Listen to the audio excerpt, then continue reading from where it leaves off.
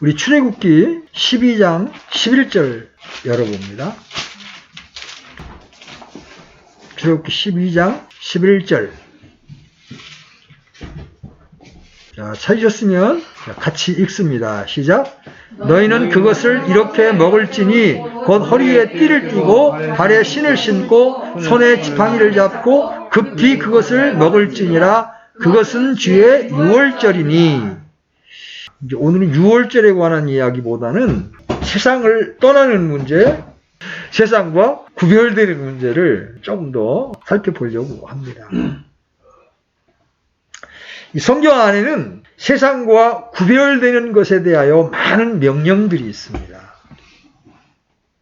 또 구약 성경에도 상당히 많은 모형과 가르침이 있어요.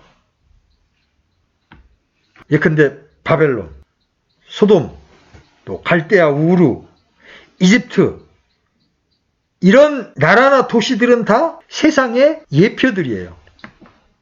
우리에게 세상이 어떠한지를 보여주는 겁니다.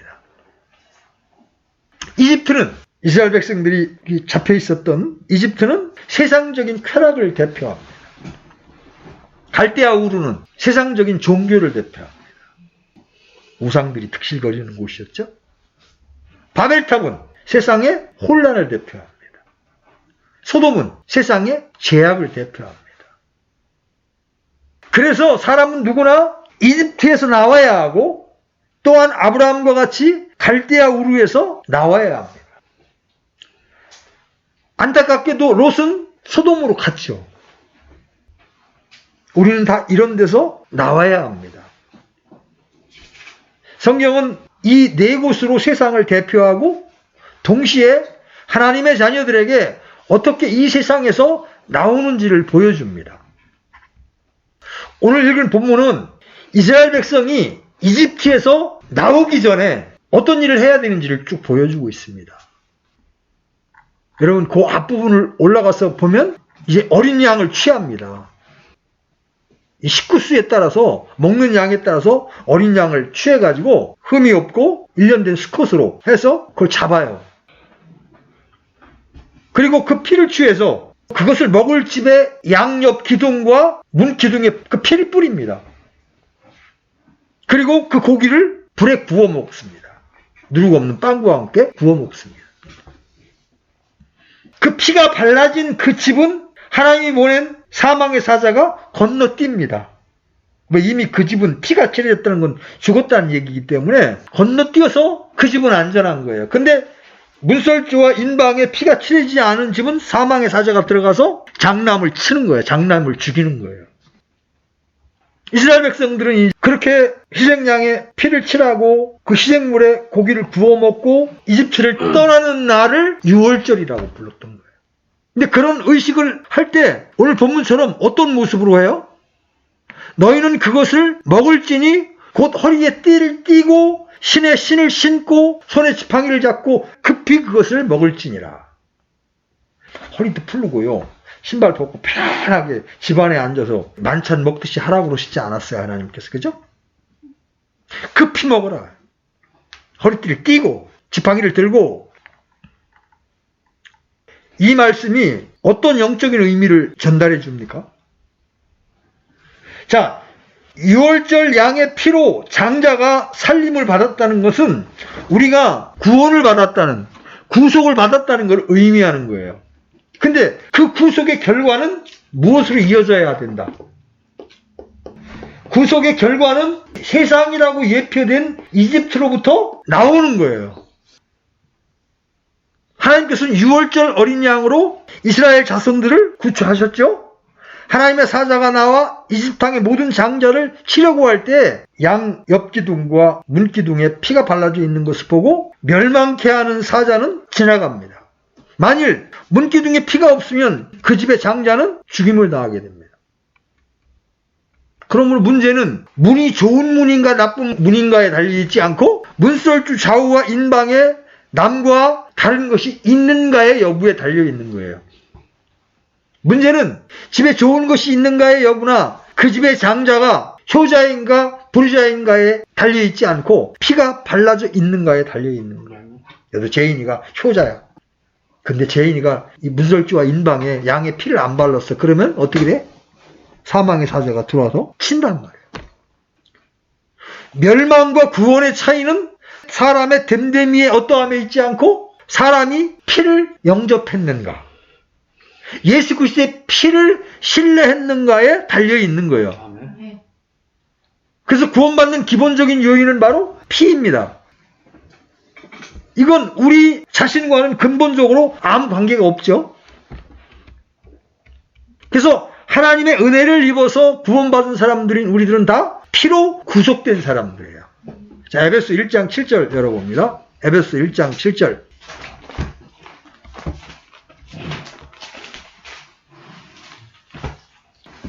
자, 1절 같이 읽습니다. 시작. 그 사랑하시는 자 안에서 우리가 그분의 풍성한 은혜에 따라 그분의 피를 통해 구속 곧 죄들의 용서를 받았도다. 오직 예수님의 피만이 우리를 구속할 수 있는 거예요. 그러나 피가 여러분을 구속한 후에 여러분은 몸을 움직여서 즉시로 그 집을 나서야 함을 기억해야 합니다. 여러분이 보혈로 구속된 후 집을 한 채 사서 거기서 안주하는 것이 아니라 피로 인해 구원 얻은 사람은 누구나 그날 저녁에 떠날 준비를 해야 합니다.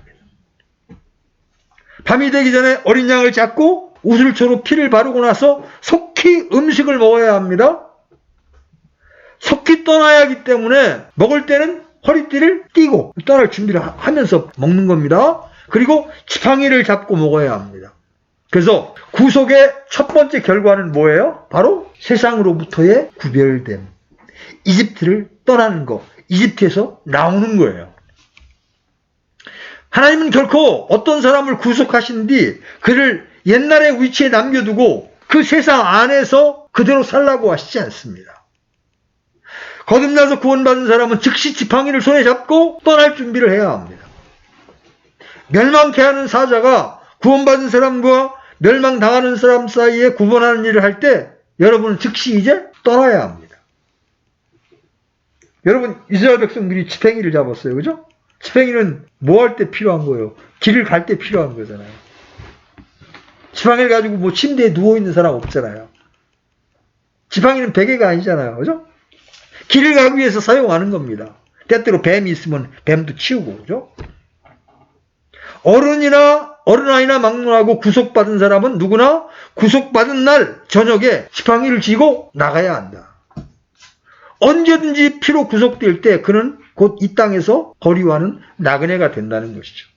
언제든지 이집트에서 나올 때 즉시 세상과 구분됨, 세상과의 분리가 있어야 하고 더 이상 세상과 짝해서는 안 된다는 것을 출애굽기에서 우리에게 보여주고 있는 거예요. 근데 기독교계 안에 19세기 끝 무렵부터 어떤 사조가 들어왔느냐면 신복음주의라는 게 들어왔어요. 이건 어떤 사상이냐면 신자들이 살아있을 때는 부자로, 누가복음 16장의 부자로 살아있을 때는, 그 다음에 죽었을 때는 나사로의 위치에 서려고 하는 거예요. 특히 이 축복을 강조하는 교파와 교단에서 이 신복음주의를 받아들였어요. 내가 구원받을 때는 어린 양의 피를 의지하지만 계속해서 이집트에서 살겠다는 거죠. 이렇게 좋은 것만 둘 다 소유하려고 합니다. 여러분, 이게 우리의 모습 아니에요? 피의 구속은 세상에서 여러분을 건져내는 것임을 기억해야 합니다. 우리가 피로 구속함을 받은 즉시 여러분은 즉시 이 세상에서 나그네요 타국인으로 변합니다. 그 전에 제가 어떤 형제의 이제 간증을 들으면서 참 대단하다는 생각을 했어요. 그 형제가 이런 얘기를 하더라고요. 그 형제가 50 중반 정도 됐는데, 저는 하늘에 맨션이 있기 때문에 이 땅에서 집을 가지지 않겠습니다. 그게 뭐 믿음의 혹이인지 진짜 진정한 믿음인지 제가 정확히 알 수는 없지만 그 태도 자체는 부러운 거예요. 그래서 진정한 구속이 있는 곳에는 항상 이런 상태가 산출되는 거예요. 언제든지 사람이 구속을 받을 때 그는 세상을 떠나야 합니다. 우리 지금 이제 만찬을 쉬고 있지만 매주 만찬에 참여하면서 세상과 구별되지 않으려 한다면 그 하나님을 조롱하는 게 되는 거예요. 바람 피우고 천연덕스럽게 남편과 사는 여자와 다를 바가 없는 거예요. 세상과 짝하면서 만찬상에 다시 천연덕스럽게 온다. 그건 뻔뻔한 거라는 거죠. 근데 구속의 결과가 이집트를 나오는 건데 여러분이 출애굽기를 읽어보면 파라오가 그렇게 호락호락하게 가게 했을까? 그렇지 않다는 거예요. 우리가 이스라엘 백성이 출애굽하는 것을 통해서 얼마나 이집트에서 나오는 것이 어려운 일인가를 볼 수가 있습니다. 왜냐하면 이집트가 그들을 붙잡고 놓아주질 않거든요. 이집트를 떠나려고 할 때, 나가려고 할 때 파라오는 어떻게 얘기했냐면 어린아이와 여자들은 남겨두고 남자만 가서 예배 드려라 이렇게 이야기합니다. 이것은 남자들로 하여금 멀리 가지 못하도록, 왜냐하면 처자식 남겨놓고 멀리 떠날 수가 없잖아요. 그죠? 다시 돌아오게 하기 위한 계략이었죠. 사탄의 관계는 항상 우리가 이집트와 철저하게 나누어지는 것을 원치 않습니다. 그러므로 모세는 처음부터 파라오의 만류를 거절했죠. 만일 우리가 한 가지 물건이나 한 사람이라도 남기고 데려가지 않는다면 멀리 가지 못하고 다시 돌아와야 하기 때문에 그렇습니다. 처음에 파라오가 모세에게 이렇게 말한 것을 기억하십시오. 여러분 출애굽기 8장 25절 한번 열어보십시오. 출애굽기 8장 25절.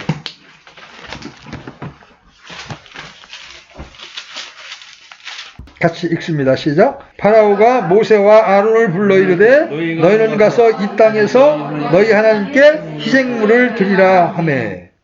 어디서 드리라고요? 이 땅에서. 그래서 모세가 그렇게는 안 됩니다. 그러니까 이제 어떤 관계를 씁니까? 28절 보세요.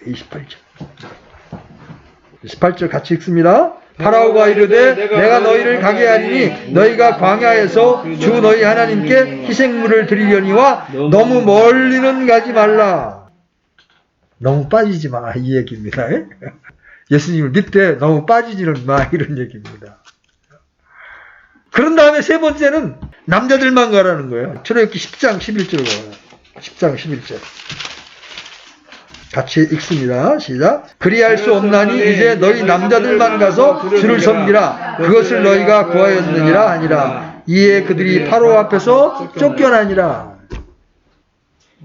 이제 10장 24절로 내려가 보면 양떼와 소떼는 두고 너희 어린 것들은 또한 너희와 함께 갈지니라. 사람을 가라 그러고 이제 재산은 남겨두고 가라는 거예요. 그래서 파라오의 전략이 뭐예요?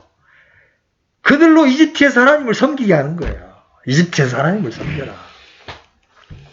너희가 하나님의 백성이 될 수는 있지만 이집트에서 그렇게 해야 된다는 거예요. 여러분 그렇게 되면 어떻게 돼요? 신자가 간증을 잃어버리게 되는 거예요. 그는 만일 사람들이 이집트에서 하나님을 섬긴다면 그들이 결국 또한 파라오를 섬겨야 되리라는 것을 알고 있는 겁니다. 그래서 그들은 하나님의 종도 되어야 하고 사탄의 종도 되어야 되는 거예요. 이집트에 남아있는 한 그런 상태가 된다는 거죠. 만일 우리가 세상에서 하나님을 섬기려 한다면 우리는 분명히 사탄을 위해 벽돌을 굽는 그 일을 계속 해야 하는 겁니다. 그러므로 사탄은 여러분을 놓아주려고 하지 않습니다. 놓아준다고 해도 너무 멀리 가지 못하게 합니다. 놓아준다 해도 남자만 가게 하고 나머지 사람들은 여전히 이집트에 남겨두려고 합니다. 파라오는 내 보물이 있는 그곳에는 내 마음도 있느니라 이 말씀을 잘 알고 있었던 거예요. 보물과 사람과는 연결되어 있습니다. 그는 만일 누가 소와 양을 두고 가면 그 사람이 멀리 가지 못하고 얼마 지난 뒤에 다시 소와 양을 쫓아 돌아올 것을 아는 거예요. 그런 거로 구원을 얻은 후 신자는 이집트에서 나와서 광야로 나아가야 합니다. 그리고 모든 사람을 전부 데리고 나와야 하고 모든 재물을 전부 가져가야 합니다. 그렇지 않으면 다 이집트에 머물게 되고 이집트와 구별이 없게 됩니다. 하나님의 명령은 하나님을 섬기는 자인 우리들이 반드시 세상과 분별되어야 한다는 겁니다. 마귀가 이런 관계를 쓰기 때문에 성경은 믿지 않는 자들과 멍에를 매지 말라고 말하는 거예요. 계속 발목을 잡거든요. 우리가 경험하고 있잖아요. 그래서 이제 신자의 길은 어디에 있어요? 신자의 길은 이집트에 있는 게 아니라 광야에 있다. 이스라엘 백성들이 출애굽에서 이제 광야의 길을 가잖아요. 이 광야의 길에는 철저하게 뭘 의지하는 거예요? 하나님만 의지하는 거예요. 먹는 것, 의복, 신발, 철저하게 하나님을 의지하는 거예요. 우리의 신앙생활이 거기에 있는데 우리는 겁이 나서 광야로 가려고 하지 않는단 말이에요. 하나님을 경험할 수 없는 거죠. 단지 입으로 예수님을 주라고 시인하고 입으로 나는 주님을 믿는 사람이라고 간증하는 것만으로는 부족하다. 여러분은 자신이 반드시 그들 가운데에서 나와서 구별된 사람이 되어야 한다. 이건 입으로 예수님을 주라 시인하는 것보다 더욱 진보된 겁니다. 덩어리 신자가 되지 말아야 하지만 말만 하는 것만으로는 부족하다는 거죠. 여러분 반드시 세상 사람과 구별되어야 한다. 이스라엘 사람은 진짜 이집트를 장소적으로도 떠났지만 우리는 어때요? 장소적인 세상을 떠날 수 있어요?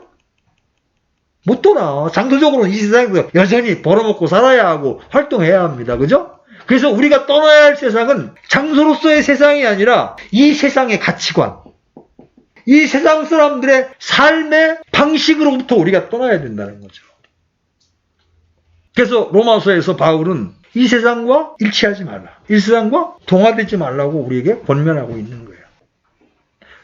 우리는 세상이 두 종류로 나님을 볼 수 있어야 합니다. 하나는 장소를 말하고 하나는 조직을 말합니다. 많은 사람들이 이 조직적인 것들과 관계를 가지고 있습니다.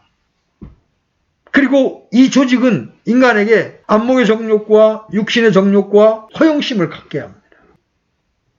세상이 가지는 또 하나의 의미는 거하는 장소, 곧 물질적인 세상인데 우리가 떠나야 할 세상은 물질적인 세상이 아니라 바로 하나님을 거스르는 제도로서의 세상을 말하는 거예요. 그러니까 이 세상에 살면서 그리스도인들은 늘 세상과 부딪힐 수밖에 없어요. 왜냐하면 근본적으로 가치관이 틀리거든요. 그런데 그 세상과 부딪히면 자꾸 세상으로부터 왕따를 당해. 이유 없이 조롱을 당하고 핍박을 받고 그러다 보니까 그게 싫어서 우리가 적당히 타협하면서 구속받은 이후에도 여전히 이집트에 사는 사람들처럼 살아갈 수밖에 없다. 근데 성경은 우리에게 아주 분명히 말하죠. 우리가 어떤 자냐? 이 세상에서 나그네요? 타국인이다. 지난주에 제가 베드로전서 2장 11절 말씀 보여드렸죠. 극진히 사랑하는 자들아 나그네와 순례자인 너희에게 내가 간청하노니 혼을 대적하여 싸우는 육신의 정욕을 삼가라. 우리는 이 세상에서 나그네요? 타국인이 된 자임을 반드시 보아야 합니다. 이 세상에 정들 수 없는 자라는 거죠. 제도로서의 세상을 말한다면 우리는 그 안에서 나온 자들이에요. 그 안에 있는 자들은 우리를 거기에 머물게 하려고 합니다. 때로는 유혹으로, 때로는 핍박으로 그렇게 합니다. 만약 여러분이 그 안에 머문다면 하나님을 참되게 섬기는 일은 불가능하게 됩니다. 그들은 우리가 좀 더 가까이 하기를 원하죠. 그러나 그들을 좀 더 가까이 할 때 하나님을 섬기는 건 불가능해집니다. 그들과 친밀함을 유지하기 위해서 술도 같이 하고 고스톱도 같이 치고 일요일날 골프 같이 치러 가고 그러게 되는 한 하나님을 섬기는 일은 이제 그때부터 불가능한 거예요. 그러므로 구속받은 이후에 우리 신자들의 얼굴은 약속의 땅을 향해야 하고 우리는 세상과 구별되어야 한다. 그 구별의 근거는 바로 피다. 예수 그리스도의 피다. 여러분 이 피가 여러분을 산 것입니다. 아멘? 예수님의 피가 여러분의 소유권을 산 거예요. 그런 거로 우리는 이 세상을 벗어나야 된다. 그리스도께서 우리를 당신의 피로 사셨기 때문에 우리는 세상을 떠나야 함을 기억해야 합니다. 사신 분을 따라가는 것은 지극히 당연한 거잖아요. 노예가 팔렸는데 자기를 사준 주인을 안 따라가면 어떻게 되는 거예요? 여러분 누가복음 18장 43절 한번 보시죠. 누가복음 18장 43절 같이 읽습니다. 시작. 그가 즉시 시력을 받고 하나님께 영광을 돌리며 그분을 따르매 온 백성이 그것을 보고 하나님께 찬양을 드립니다. 시력을 딱 얻게 됩니다. 눈이 열렸죠. 하나님의 영광을 보았습니다. 그런 다음에 즉시 그분을 따릅니다. 사실은 이게 구원 받은 날 가르쳐줘야 될 가르침이에요. 근데 교회 안에서 그런 부분이 안 가르치다 보니까 세상과의 구별이라는 개념이 신자들 안에 없어, 아예. 인식은 있는데 세상의 유혹과 핍박이 너무나 커서 머물러 있는 것과 아예 인식 자체가 없는 건 다릅니다. 인식이 있으면 늘 갈등하게 됩니다. 모든 이 세상과 분리되려고 하는 마음의 내적인 갈등이라도 있게 되는데 그게 없으면 당연하게 생각하는 거예요. 세상 방법으로 세상에서 출세하고 세상 방법으로 부를 축적하는 걸 당연하게 여기는 거예요. 갈등조차 없는 거예요. 그렇게 되면 어떻게 자백도 없는 거예요. 돌이킴도 없는 거예요. 그게 이제 오늘날 기독교의 현 주소입니다. 그러면 이제 구체적으로 이스라엘 백성 같으면 장소로서의 이집트를 떠나면 되지만 신자는 여전히 장소적으로는 세상에 살잖아요. 그럼 어떻게 이 세상과 구별되어야 할 것인가? 어떤 일들에서 나와야 하고 어떤 일들이 세상 일로 간주되어야 하고 어떤 일들에서 세상 사람들과 구별이 있어야 하느냐 하는 질문을 우리가 가져야 합니다. 그렇죠? 이제 이것을 말하기 전에 우선 먼저 우리의 마음과 우리의 영이 세상에서 나와야 함을 보아야 합니다. 만약 여러분이 세상에 속한 사람이 되고 싶다면 뒤에 말할 것들은 언급할 필요도 없는 거예요. 왜? 세상에서 살면서 너무나 당연한 거니까. 왜냐하면 여러분이 100가지 일에서 떠났을지라도 여러분 자신이 아직 세상에 머물고 있다면 그것은 아무 소용이 없는 거예요. 그러므로 일들을 벗어나는 것은 차후의 일이고 사람의 벗어남, 영의 벗어남, 마음의 벗어남이 우선되어야 한다. 그러니까 여러분 세상에 대해서 딱 한번 한 차례 딱 선을 그어야 합니다. 우리가 이제 어떤 일들에서는 세상 사람과 구별이 있어야 하지만 동시에 또 어떤 일들에서는 세상 사람들과 화평을 유지해야 합니다. 고의로 사람들과 문제를 일으킬 필요는 없어요. 영적 전투를 하면서 고의로 싸움 걸고 그럴 이유는 없어요. 가정에서든 사무실에서든 어디에서나 우리는 사람들과 다툼이 없는 사람이 되어야 합니다. 그러나 그들의 생활 방식을 따라서는 안 된다는 거예요. 구체적으로 그럼 어떤 일에서 우리가 세상과 구별되어야 하느냐? 첫째로 세상 사람이 그리스도인은 할 수 없다고 생각하는 일들에서 여러분은 떠나야 합니다. 세상 사람들은 신자들에 대하여 각각 어떤 기준이나 표준을 가지고 있습니다. 그렇죠? 만약 여러분이 이런 수준에도 이르지 못한다면 여러분은 신앙을 지금 출발도 안 한 거예요. 우리가 예수님을 믿기 전에 교회를 다닌다는 사람이 막 술을 질펀하게 먹으면 좋은 눈으로 봐요? 판단이 일어나죠. 하나님 믿는다면서 술을 저렇게 먹나? 그죠? 판단하죠? 최소한 세상 사람들이 볼 때 그리스도인은 저건 아니라고 하는 그런 일들에서는 더 떠나야 합니다. 학생들 같으면 그래서 컨닝, 도둑질, 또 성인들 같으면 유흥업소를 출입하는 일. 만약 여러분이 이런 일을 지적을 당하면 간증을 잃어버리는 거잖아요. 만약 여러분이 빠찡코에서 발견이 됐다. 강원랜드에 가봤더니 김용원 형제가 거기 앉아있었다. 홍 형제가 거기 앉았어. 그럼 어떻게 돼? 간증을 잃어버리는 거예요. 세상 사람 눈에도 그건 아니라고 생각을 하거든. 그리스도인도 이런 곳에 오십니까? 이렇게 물 거 아닙니까? 그죠? 우리는 이방인이 해서는 안 되는 일을 행해서는 안 됩니다. 이것은 아주 최소한의 요구죠, 이거는. 이방인이 그리스도인인 여러분이 이런 일을 하는 것은 합당하지 않다고 하는 일에서 우리는 떠나야 한다는 거죠. 우리 어린 학생들 마찬가지예요. 사나운 욕을 하고 그러면 여러분이 욕을 먹는 것이 아니라 하나님이 모독을 받는 거예요. 이 세상에서 가장 수치스러운 일이 뭔지 알아요? 이방인들에 의해 그리스도인들이 책망을 받고 가르침을 받는 거. 이게 제일 수치스러운 일이에요. 교회가 세상을 걱정해야 되는데 세상이 교회를 걱정하게 되는 게 얼마나 수치스러운 일입니까? 많은 교회들이 믿음이라는 이름으로 실정법을 어기는 것은 주님의 이름에 모독을 가하는 겁니다. 아브라함도 거짓말을 했다가 아비멜렉한테 아주 창피를 당합니다. 너 왜 네 마누라를 너 네 누이라고 속였냐? 그러므로 우리는 이방인이 하지 말아야 한다고 생각하고 세상이 사람이 하지 말아야 한다고 여기는 일들을 하지 않아야 된다. 이게 아주 초보적인 요구입니다. 초보적인 떠남입니다.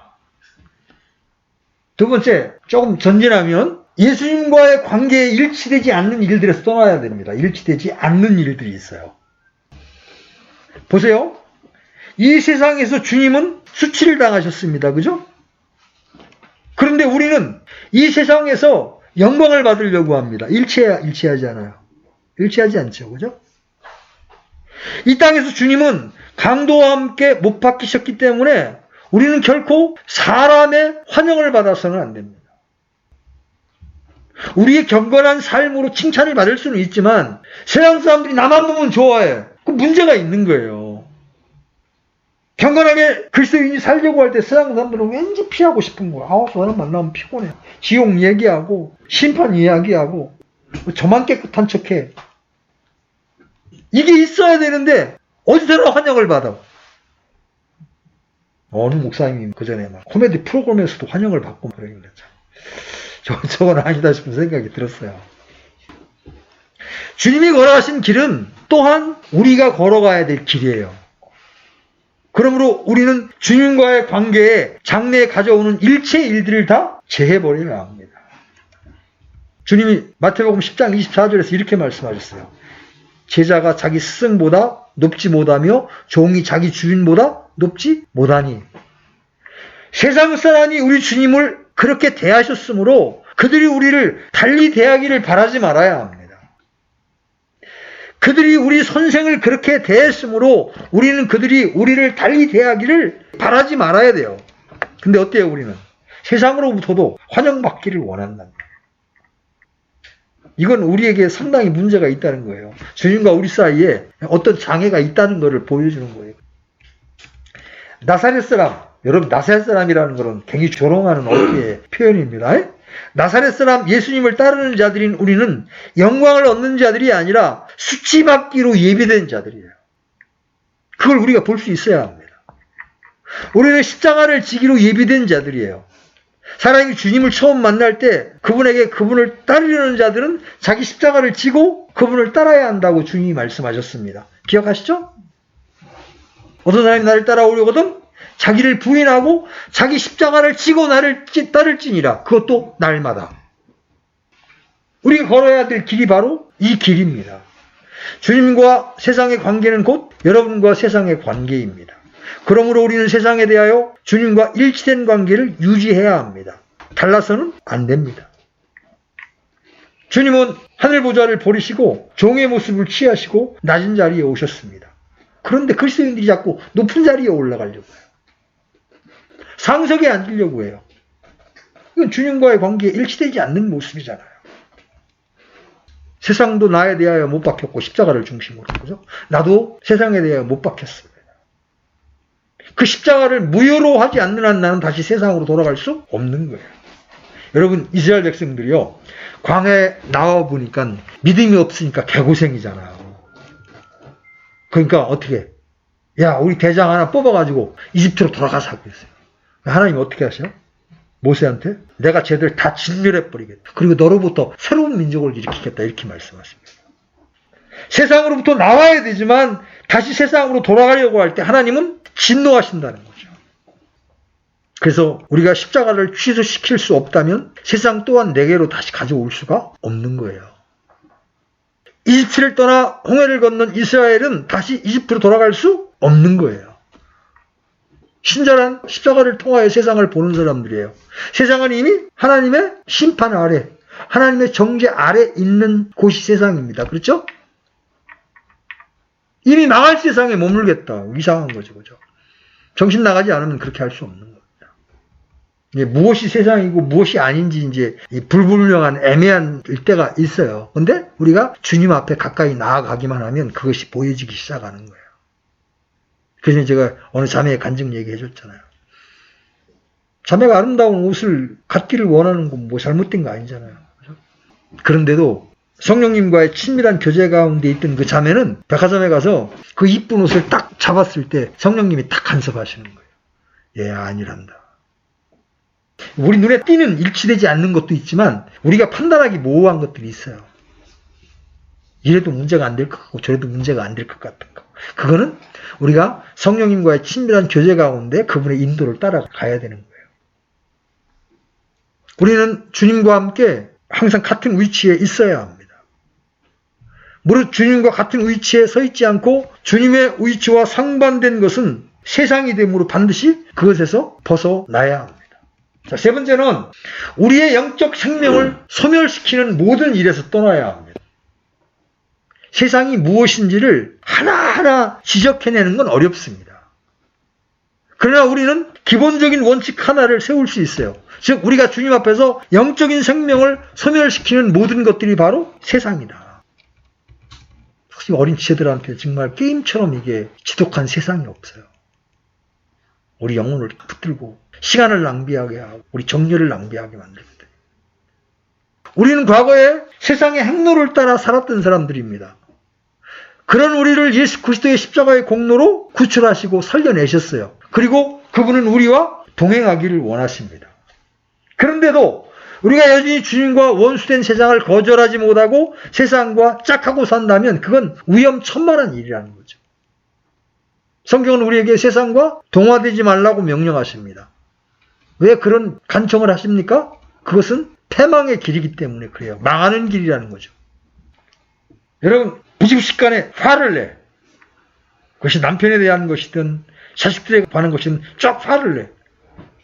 여러분도 모르는 사이에 여러분의 영적 생명이 소멸됩니다. 바로 육신으로 돌아가 버립니다. 성경은 이 화를 내되 이 화를 낼 만한 일에는 화를 낼 수 있습니다. 화를 내되 저녁 이전에 풀으라고 말씀하십니다. 그런데 화를 낼 일도 아닌 일에 화를 내게 되면 어떻게 돼요? 우리 마음과 우리의 입술은 계속 육신이 이끄는 대로 마귀가 딱 낚아채서 끌고 갑니다. 계속. 그러면 우리의 영적 생명이 소멸됩니다. 무서운 거예요. 그래서 여러분이 성령에 극히 민감해지면 이 부분을 즉각 알아챌 수가 있어요. 딱 내뱉게도 주여 즉시로 돌이킬 수가 있습니다. 근데 여러분이 이 성령에 둔감해지면 어떻게 돼? 막 나오는 거죠. 막 계속해서.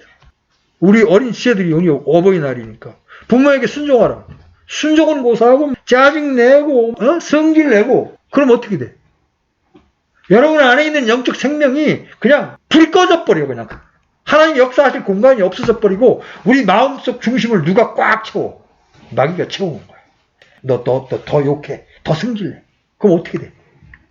우리 안에 있는 영적 생명이 소멸돼 버려요. 그러면 이건 세상 사람만도 못하는 모습이 되는 거예요. 그래서 주님 이런 말씀하시죠. 소금이 맛을 잃으면 밖에 내어다 버리라. 사람들이 밟고 지나간다. 여러분 그리스도인이 타락해서 영적인 생명이 소멸이 되잖아요. 극도로 약화되면요. 세상 사람만 못해요. 세상 사람보다 훨씬 더 비참해져요. 왜 그런지 알아요? 집 밟거든요. 마귀가 집 밟아버리거든요.